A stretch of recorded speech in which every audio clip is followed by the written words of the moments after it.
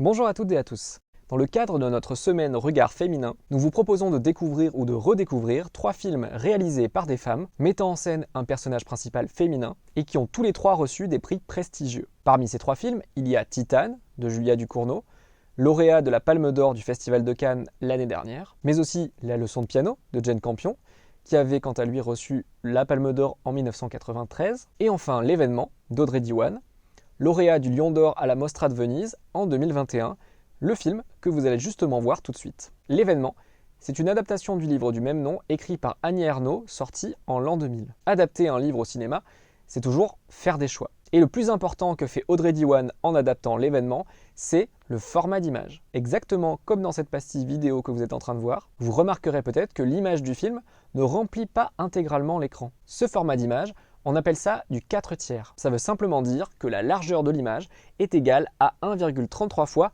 sa hauteur. Dans la plupart des films qui sont contemporains, la largeur de l'image elle est plutôt égale à 1,85 fois la hauteur, soit 40% d'image en plus que le format 4/3. Ce format, 1,85, on appelle ça aussi du flat dans notre jargon. Plus rarement, certains films ont un format d'image où la largeur correspond à 2,39 fois sa hauteur, soit 80% de surface d'image en plus par rapport au 4/3, et on appelle ça du cinémascope ou du scope. Après tous ces chiffres et ces explications techniques, venons-en au fait. Pourquoi Audrey Diwan utilise-t-elle le format 4/3 dans son film? Je fais 3 hypothèses. La première, qui n'est pas à négliger, c'est que ce format revient à la mode. Il a été utilisé ces derniers mois, ces dernières années, dans des films très différents que vous avez peut-être vus, comme par exemple la version Director's Cut du film de super-héros Justice League de Zack Snyder, la comédie française Énorme de Sophie Le Tourneur, le film québécois Nadia Butterfly de Pascal Plante, ou le film indépendant américain First Cow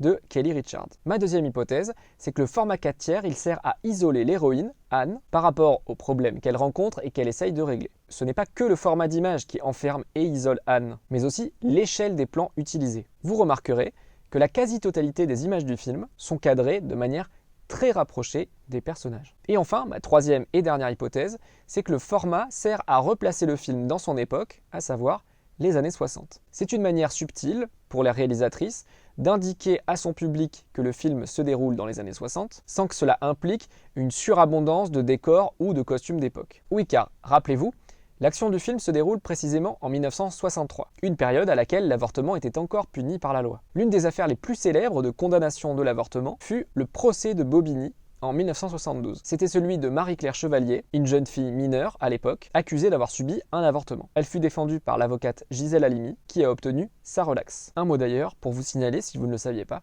que Marie-Claire Chevalier vient de nous quitter le 22 janvier dernier, alors que Gisèle Halimi était elle décédée en juillet 2020. En 1963, à l'époque de l'action de l'événement donc, nous sommes encore très loin de la prise de conscience publique du problème, qui interviendra plutôt au début des années 70. C'est plus précisément en avril 1971 qu'est parue la liste des 343 Françaises qui ont le courage de signer le manifeste « Je me suis fait avorter » dans le Nouvel Observateur, un texte très célèbre qui fit prendre conscience de la nécessité d'une évolution de la législation. C'est d'ailleurs à partir de cette date que les mouvements féministes en France, balbutiant dans les années 60, se sont peu à peu organisés pour combattre entre autres, pour la légalisation de l'avortement. Sans plus attendre, je vous propose de découvrir ou de redécouvrir l'événement d'Audrey Diwan, qui a donc reçu le Lion d'Or à la Mostra de Venise en 2021. Je vous souhaite une très bonne séance à toutes et à tous, et je vous dis à bientôt au cinéma.